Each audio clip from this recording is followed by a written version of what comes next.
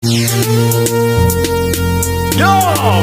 this is Rampant Killer already, the Omusomesa omwo yakakasiddwa okuba ng'afiiriddewo ate head teacher n'abayizi abawerako ddala 15 babuuseewo n'ebisago eby'amanyi oluvannyuma lwa laddu okuba essomero erimanyiddwa nga Serinnya Primary School mu Bulando Parish Nnyendo Mukungwe Municipality wali eri e Masaka.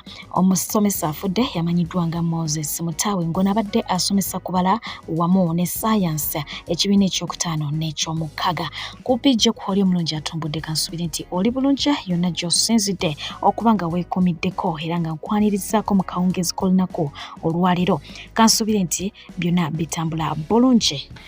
So ladduzo zize zikuba amasomero ne zitwala obulamu bw'abasomesa wamu n'abayizi abawerako ddala naddala mu masomero ag'ebyalo, wabula nga kino kyazuuliddwa nti amasomero agasinga mu byalo tegalina kye bayita lightning conductors, ng'ezo ziyambako mu kuba nga tezikwata laddu. Ngenda kuba nga ate nkutuusaako stories era nga ngenda kuba nsambyasambyako, nja kubeera ku speed ya waggulu olw'ensonga nti njagala nkunyonyole onyonyoke. Ngenda kutandikira mu ggwanga erya South Africa. Stories zino za nkizo nnyo era nga zitukwatako ffe nga ffe abantu. Okitegedde mbuuseeko Uganda naye ate njagadde okuba nga nzikutuusako. Ntandise n'omukyalo oyo gw'olengera. Omukyalo oyo ye muzadde ali mu ggwanga erya South Africa eyaguddeko ekikanga oluvannyuma lw'omwana we ow'emyaka 7 ategerekeseeko erya twetwe okuba nga ate atuusibwako ogwa bulisamaanyi. Abasajja bateeberezebwa okusukka mu omu nga kati bateeberezebwa okubeera 3 naye nga bonna bakulu ku ssomero. Jjukira nti ku ssomero gye tutwala okubeera ewaka ew'okubiri ew'abaana baffe singa baba bavudde mu mikono gyaffe nga tubasindise ku ssomero tubasuubira okubeera safe,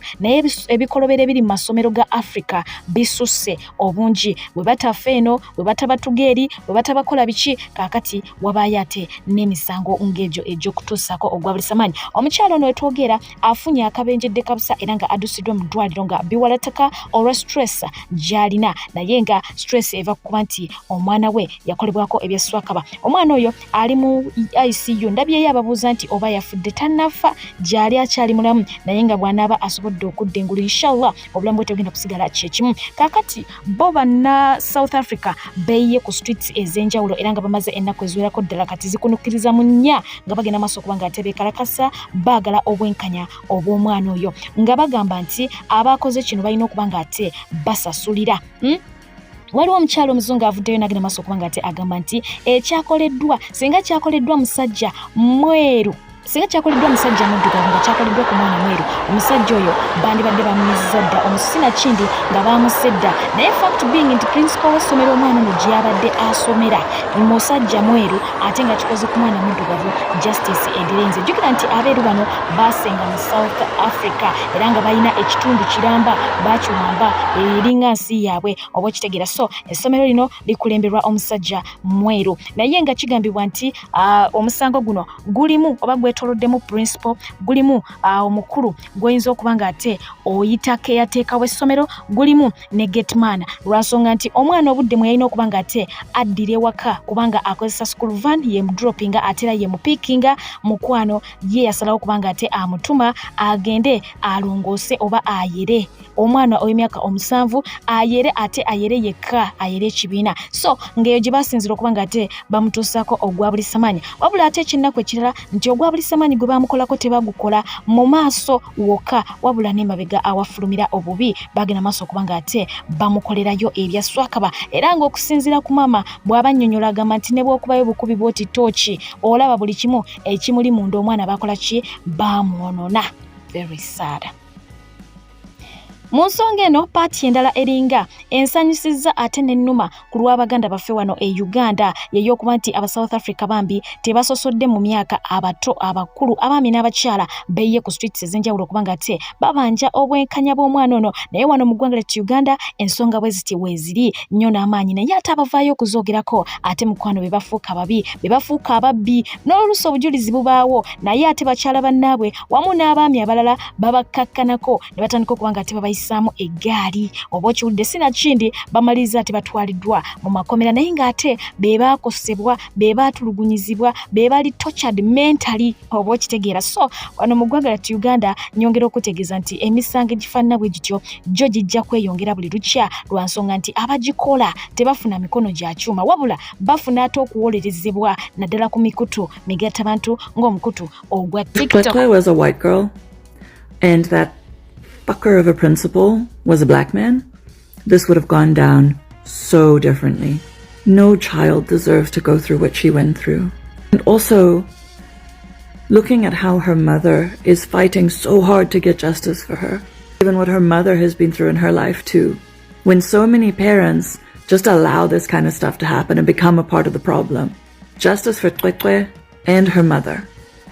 byebyo naye nga tebikwasa ennaku weewawa ye omuyimbe Ssenkubuge eyali crush w'abangi omukramanyiddwa nga Justin Bieber buli lukya ayongera okuba nga teyeewuunyisa abawagizi be buli lwe bamulaba mu mbeera gye batategeera era ng'ono atambula yeekomoma atambula empale zigwa akwata ku nkwate byayambadde tebitegeerekeka tebamutegeererako ddala ddala tebamanyi ki kyamutuukako bw'otunulira mu comment section abamu bagamba nti oba ebya Sodom ne Gomora bye mutawanya byagamba nti Arakeli yamukolako ebitwalabako mawulire ate abalala ne bagamba nti ebyo bya Illuminati anti munange n'Ariana Grande naye bwatyo bwakyuse ate takyuse yeko mukrono ne girlfriend we naye munange agenderayo bwe batyo enfaana yaabwe yeeralikiriza abalabi. Weewaawo waliwo olumba olugenda mu maaso era nga luno nalwo lumazeekoko ennaku eziwera. Waliwo omukyala alina TikTok account ye era nga yali yagicreatingira ensolo yeeno mutambuza ddembe gye yatuuma Homa nga eyina ekisenge kyayo mu nnyumba ye eyina ekitanda era nga yali agiyise most unique piggy olw'ebyo bye yali agenda maaso okuba nga ate agikola oba okitegeera yagikolera ekitanda yagikolera ekisenge mulimu amataala mulimu bed cover mulimu byonna esinga n'abamu okusula obulungi kakati no munnange nga bw'omanyi mungu ebibye asalawo nga ye bw'aba ayagadde. Empizi eno yavudde mu bulamu bw'ensi eno omwezi ogwo gwe tukubye emabega yagenze maaso okuba nga ate esibula naye ng'omukyala mukwano omukyala akaaba bizibu nnyo nga bw'okiwulira byamusobedde agamba mukwano gwe best friend we kyali wamutegeera yavudde mu bulamu bw'ensi eno naye nga bannayuganda bakomentinze Suna Ben ne bamugamba jangu olaba omukyala yayonoonye enva. The hardest thing to do my whole life, but I have to tell the world my homie passed. It was a simple procedure. I don't know what happened, it went wrong.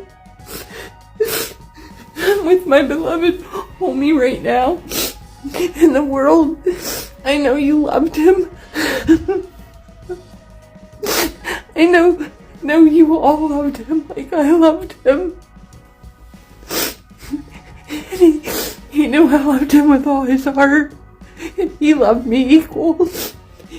I never had a best friend, and I'm not emotional, but this brought me to my knees.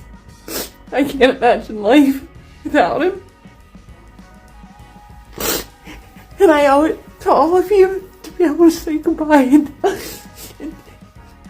tell him you love him.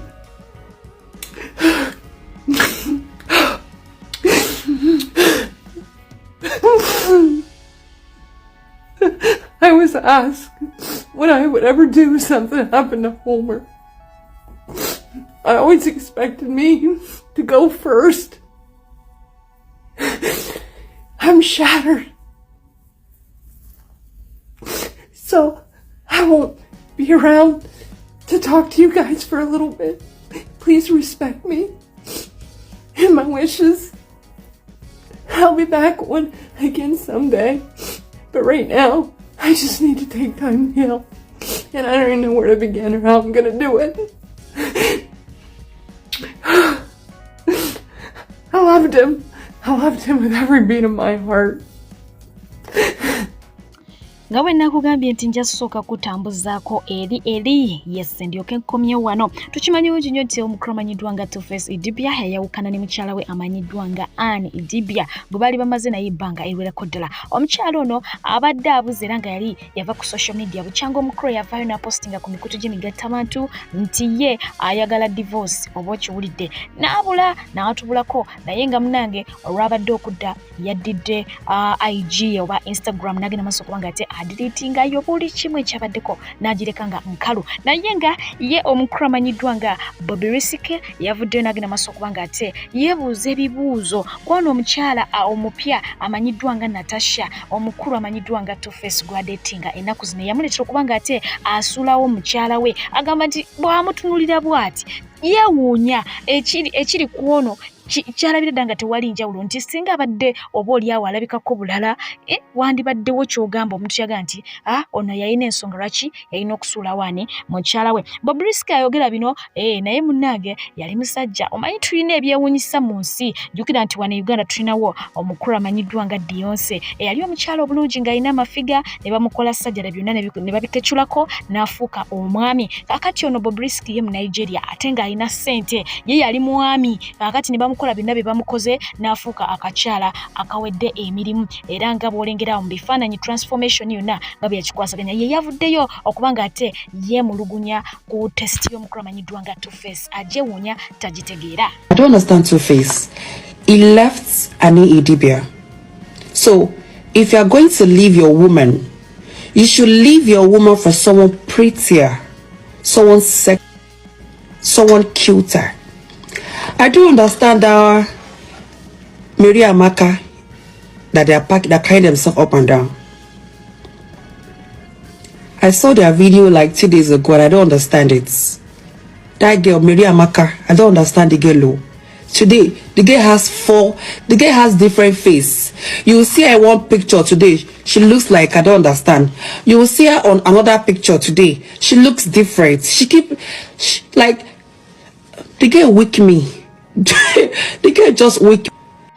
Bulambalamba tukomyewo eka yasingira kubanga ate ntandika ne muwala w'omugenzi BMK omutono yavuddeyo n'agenda maaso kubanga ate ye mulugunya n'agamba nti banange obulamu bw'ensi eno bwo buveeko ate mikwano girabe edduka omusajja yali kyali wa kitange nga akyali mu bulamu bw'ensi eno ate yalwana okulaba nga ebya kitange byonna abyeddiza alumiriza omugagga kirumira okwagala okwezza emmaali ya BMK era nga bino byonna omukulu amanyiddwa nga Fred Kajibirumbi ye yabyogerako bwe yali ayogera ku nsonga za BMK kakati ono lwakiraba ebintu bingi Lumbi ebyazaayogerako abantu ne babitwala okuba ebyolusaago naye ate ebintu ebyo ne bijja ne bituukira era ng'omwana ono yagenze maaso kubanga ate accrediting omukulu amanyiddwa nga Fred Kajibirumbi. And it's crazy, like maybe 2 years ago after my dad had died, there was one blogger Lumbuye who said that Chimera is going to come and take my dad's things. We thought it was a joke. Muganda wange mukwano gwange Kirumbira Bagale. Oyinza okuba ekintu kino kimanyi naye muntu esiganya n'ebintu bakoze. Bagale Kirumbira gwe muntu gwe bagenda okukozesa okutwala oba okugula ebintu bya Ibrahim Kibirige Muwanga.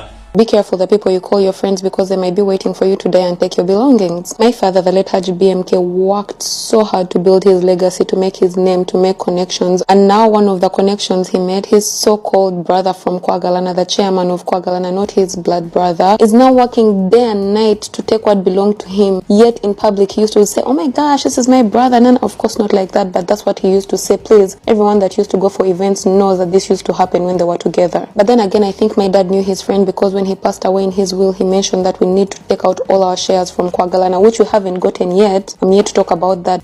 Byebyo nno naye nga ate yo poliisi n'abajasi b'eggye erikuuma omukulembeze amanyiddwa nga Kaguta Museveni bakutte abavubuka abeeyita abalwanirizi b'obutonde bw'ensi abakedde okwekalakasa nga boolekera ku kitebe kya banki ya Stanbic okulaga obutali bumativu bwabwe olwa banki eno okuvujjirira enteekateeka y'okusima omudumu gw'amafuta gu East African Crude Oil Pipeline. Kinajjukira nti ennaku eziyise mabega Stanbic Bank ng'eri wamu ne bank endala mu ggwanga zaalangiranga bwe zivujjirira omulimu guno bano kibagamba nti bakiwakanya. Songa ate poliisi y'eggwanga ly'e Uganda esabye obuwumbi obwerako ddala 157 ate ng'eggye ly'eggwanga ly'e Uganda lisabye obuwumbi 138 nga zino bagamba nti baakuzikozesa mu kukuuma obutebenkevu mu kalulu ka 2026. Songa ate yesaba wandeesi w'ekibiina kya National Unity Platform David Rubongoya olunaku olwaliro ategeezezza nga bw'akyaddeko ku kkooti y'omulamuzi Entebbe bannakibiina kya National Unity Platform okuli Musuuza Juma gw'omanyi nga Madubalo wa TikTok, Ssekagiri Isaya ne Ssengonzi David oyo gw'omanyi nga Lucky Choice gattako ne Tayebwa Julius bano gye baleeteddwa okuba nga tebawulira emisango gyabwe egibavunaanibwa wabula ng'ono avuddeyo nga yeewuunya era n'ategeeza nga kkooti bw'ekifudde ekizibu ennyo abantu bano kubanga bayimbulwa ku kakalu olw'ensonga nti ebategeezezza bakkirize emisango gyabwe bwe baba bagaanye baakuvundira mu kkomera. Twakirabye omukulembeze w'ekibiina kya National Unity Platform bwe yakyaziddwa ku NBS oluvannyuma lw'ebbanga naye ng'ate ono ku bingi byayogeddeko yagambye nti si buli ali ku ludda oluvuganya nti ddala kituufu ali ku ludda luvuganya ng'agamba nti balabye bangi ababakyukidde oba ababeefuulidde so ng'ate n'ab'ebyokwerinda si bonna nti bawagira ekyokukuba abantu era si buli munnayuganda nti alina endowooza y'emu n'abalala oba okitegedde ekyo ejjukira yatugamba nti obululu tebukola ki tebutwawula. So ng'ate ku mukutu gwa X omukulu amanyiddwa nga Daudi Kabanda yafunye okuddibwamu okuva eri omukulu amanyiddwa nga Bajjo. Ono yabuuzizza nti wamma enjaga n'omwenge onywako ki? Bajjo n'amwanukula n'amugamba nti enjaga ddagala ewonya kansa n'amagumba ya bbeeyi nnyo that's why tebakkiriza kugitunda naye omwenge gulwaza sukaali omuntu bw'agunywa agejja nnyo n'obwongo ne bugejja ate omwenge guleeta hangover enjaga kyetakola. Ekibuuzo ekyo kansuubire okitegedde perspective mwe bakibuuliza ne answer mwe bakoze eki mwe bagiweeredde. Obeera nga teweebase gw'ojje mu kyalo yayagala gwe odde mu kyalo yassa wuno omukulu avuddeyo yeemulugunya nti omwana gwe yasomesa ku ssente ezize kaakati yayagala okuba nga ate amwesimbako oba atwala ekifo kye. Okiwulidde Aike County MP Hilary Lokwanga avuddeyo ng'agamba nti mwana mulenzi Daniel Lokol bwe yasomesa ku ssente ze ayagala kuba nga ate amutwalako ekifo kye ekyobwa MP. Oluvannyuma lw'akabanga nga kaako omukulu amanyiddwa nga Frank Walusimbi akomyewo ku mpewo za NTV yassa ono yali yagenda era ne batubuulira n'omulimu awo gwe yali agenza okukola byonna nga bina bituusaako maaso okuba nga ate mubiraba abaabiraba naye kaakati akomyewo bagamba woova tukoze ki woova toyombye wootera okudda. Kaakati nno ye mwana muwala avuddeyo ng'agamba nti eggwanga Uganda oba Africa okutwaliza wamu Juda Iscariot gwe muyina si mulala yeeka bwejumbira afuga eggwanga lino. I don't care what anybody says or tells me. This guy here is the Judas of Africa. This Ugandan's president is the Judas and the enemy of progress of Africa, of Mama Africa. This man is the brother that's always betrayed us. Every time we have a good president or good leader within Africa that's trying to make Africa stand on its feet, that's trying to make Africa come back, the Western world, the Europeans always use him. They always use him, to cut down that leader. The guy betrayed his best friend, Gaddafi. Gaddafi was his best friend. Gaddafi built so many things for him in Uganda. In fact, Gaddafi was the one who helped him to come into power. What did he do? He betrayed his own best friend. Who killed our president, John Garang? Dr. late John Garang. Yes, it's a higher power, but they had help from African brother. And not only him, there's others. I'm gonna do a full video on that. There's others. But this guy here, I wanna warn President Captain Abraham of Burkina Faso to be careful from this guy. He keep on inviting him to come to Uganda. I warn you from this guy. He is the Judas of Africa. Bw'otambudde obwoya ne bukugwa ne kuntumbwe ng'onoonya mirimu ofereddwa abafere bangi toddamu kumagamaga kankwanjulire Molden International Labour Consultants be bakugu abaakakasibwa okutwala bannayuganda emitala w'amayanja mu nsi nga Qatar, Saudi Arabia, Jordan, Kuwait, UAE, Bahrain era nga bano bakutuusaako emirimu omuli security, waiters and waitresses, maids, cleaners wamu ne baristas. Basange wali eri ennamuŋŋoona oba bakubire ku nnamba zaabwe ez'essimu 074 738 21 oba 0772 83 00 oba 0787 95 23 29 beboka abagenda okusangula ennaku ku mutima gwo beba Molden, shipping life into a unified destiny. Abalungi abatuuliriza era abatulaba olunaku olwaleero tuchaddeko ewa Sheikh Asiraf Dembe. Sebo sanyise okubalaba amannya agange yeze Sheikh Asiraf Dembe akola ku bizibu by'enjawulo omuntu singa balina ebirwadde musomereddwa tumwa amazzi ga lukuya nga bw'obadde ogalaba tugenda abantu ku kyoto ne twokya emizimu emibi egibabaamu n'okulombeddwa abantu singa abeera ng'ali wano atuuse sobola okumulombereddwa ne waba atatuuse nga mpadde amannya ge naye ng'ali wala neetaase ennamba yange yeeno eri 07 01 76 37 11 nammwe bannyinaffe abali ebweru oyagala okuba nti oyagala okulombera ku ddwa ng'olina ebizibu viza zibuze amaka gakolongotana sente zikola zimpita mu ngalo ojja kumpeereza ekifaananyi kyo n'amannya go ebyo byokka bijja kummala nja kukulombera edduwa ojja kutereera olunaku olusembayo mu mwezi mba n'edduwa ey'awamu ffenna n'abalwadde bange abakadde n'abapya. Assalamu alaikum warahmatullahi wabarakatuh. Ennaku nga bbiri emabega y'omukramanyiddwa nga Hilary Kiyaga Honorable Moite Dr. Hildeman NUP Member of Parliament yavuddeyo nga mukambwe muzibu alina ebigambo byagenze maaso okuba nga ate ayogera, but these words tebyagenze bulungi n'abamu ku bawagizi b'ekibiina kya National Unity Platform era nga bavuddeyo okuba nga ate bamuyisaamu zi 1 2 3 2 wali wonna oba okitegeera. So bulambalamba ngenda kuba nga ate mbatuusaako up top boss. Hey. You don't know. They are just misleading just because of your opportunity of winning a gate. You are misleading. I can fucking account for it. Never in the wind is a gate. Don't dare do that. Zendisaba yenge super fetuli bazunguli ndisaba mani mwana wawe ndakambate nnyo mu katuliki mwana obukatuliki kati sawa kukwambula ndamulengo omusamize naye mu jabayi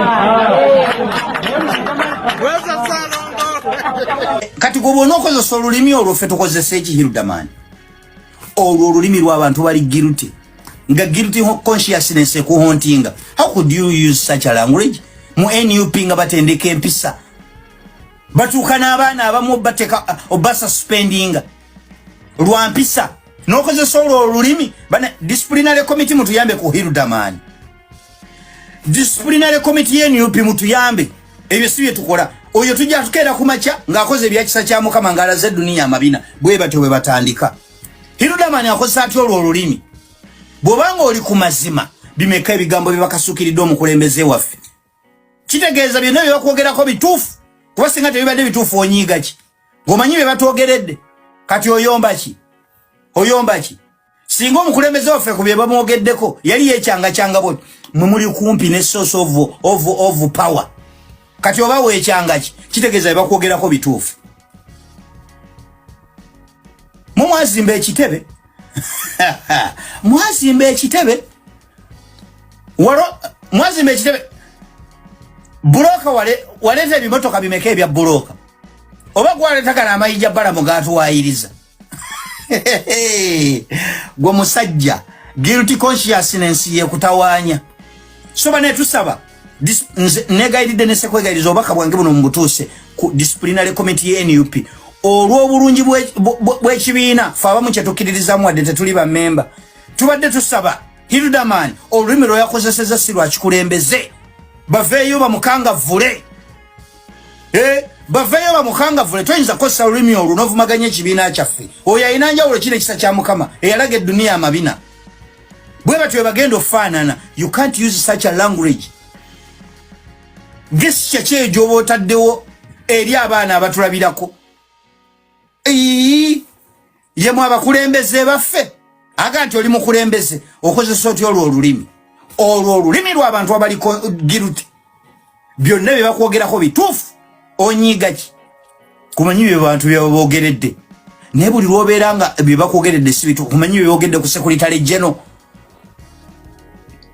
David Lewis Lubongeyo manyi bye bamwogeredde wali owulidde ki ng'akozesa olulimi olukola ki nga tavangayo ku tafaali lyatadde okwo. No one has a doubt nti tafaali lyatadde ku NUPD wali omuwuliddeko ng'avaayo yeekwalifayinga mbunze nkoze bwe nti ku bye bamwogeredde ku bye boogeredde Secretary General njagala nkubuuza wali owuliddeko yo ddi ng'avaayo nga yeekwalifayinga oba nga yeekyanga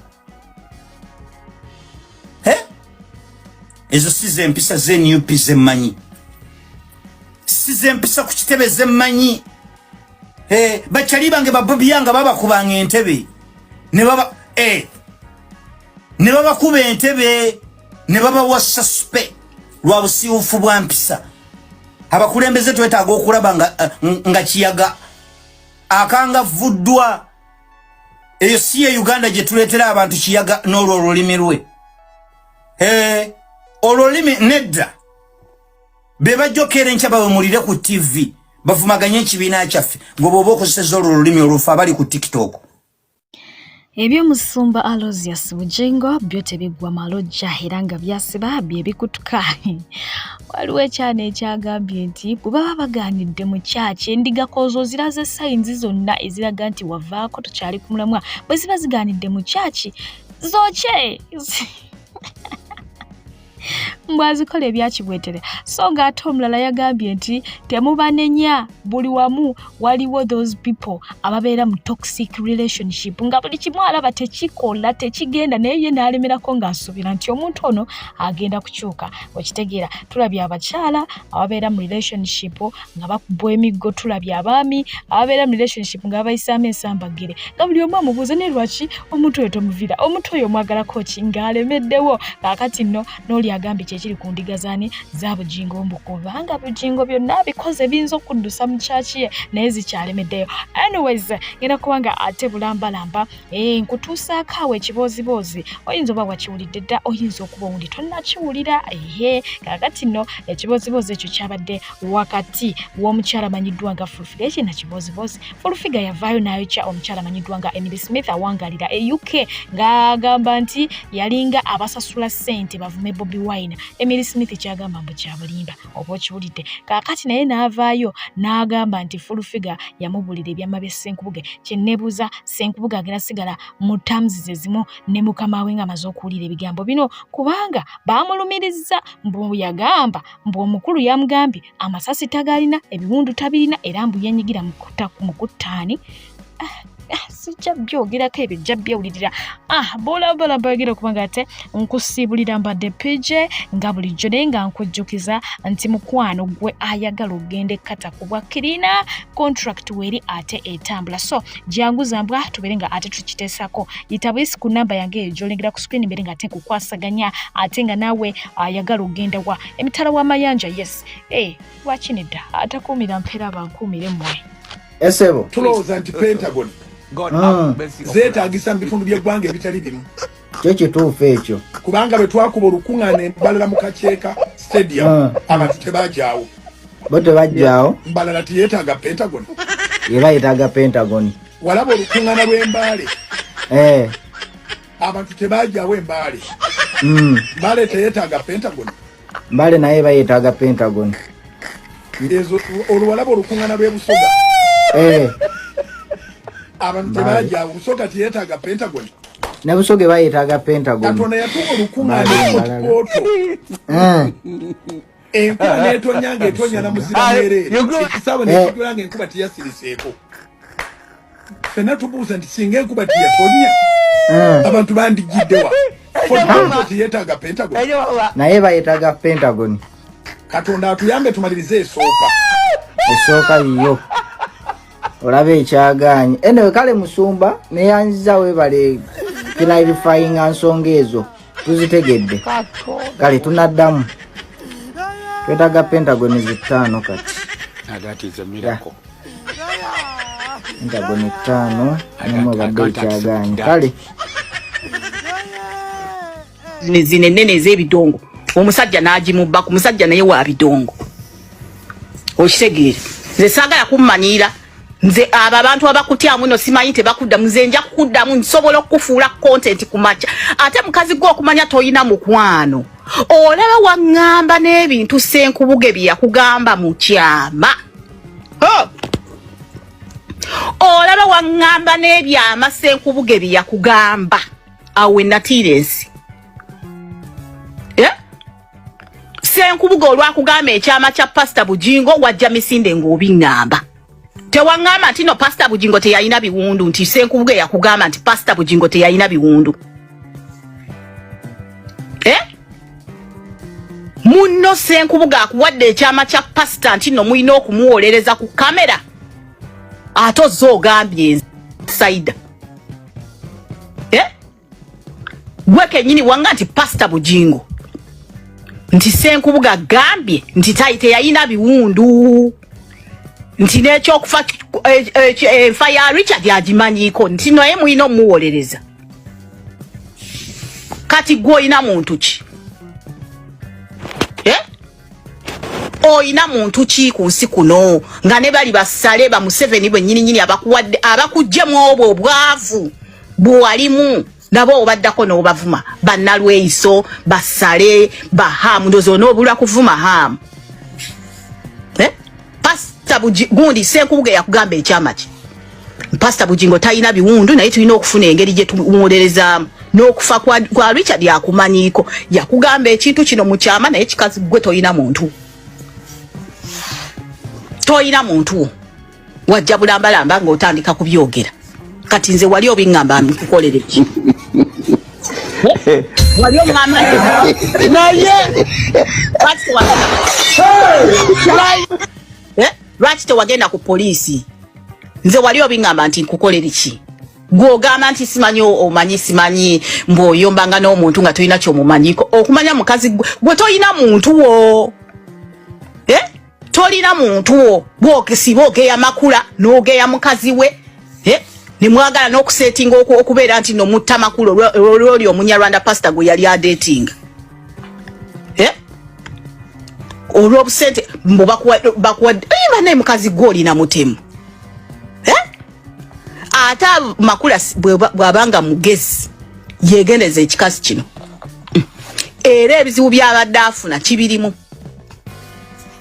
ne audio weeziri ng'osetinga okutemula muka Pastor yes kuba gwe kenyininyini gwe wali osetingira Pastor oli omunyarwanda mbwajja muzaalira ng'oyagala makula bamugobe ojja omanyira nze nsobola okuvumira myaka ate ogamba nti nowalana omala okwevumisa okumanyira abantu noga ate sikuyinaako buzibu nze ngaba ssente nga siina muntu yenna gwe ŋŋambye nti genda okole kino nze nyambye abantu bangi mpa abantu bangi ssente nga teziriiko bukwakkulizo ne ssente zennakuwa essente ze twa fundraising ku live zennakuwa abantu bonna baaliko ku live stream yange gyeri ne ku YouTube ne ku Facebook weba tebanagijjayo gyeri twasondera donasi ya ssente ne tuzimu akali akakadde kamu n'ekitundu mukazi gwe omukazi donasi yagenda tugamba bwafunye emitwalo 10 essente zonna n'ozezibika kati abaana ba Fangoni we bayombako nti no basonda miliyoni 4 okujjayo alien skin mu kkomera gwe n'ozezibika n'ogaana n'okumujjayo paka hamu we yaweereza